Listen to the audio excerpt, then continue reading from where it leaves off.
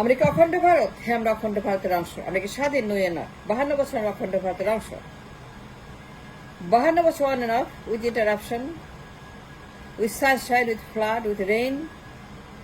মাঝে মাঝে বন্যা হয়, মাঝে মাঝে সূর্য ওঠে, মাঝে মাঝে ইন্টারাপশন হয়, মাঝে মাঝে তলিয়ে যায়, মাঝে মাঝে ভেসে ওঠে। কিন্তু 52 বছর আমরা অখণ্ড ভারতের অংশ হয়ে আছি, আমরা স্বাধীন হইনি।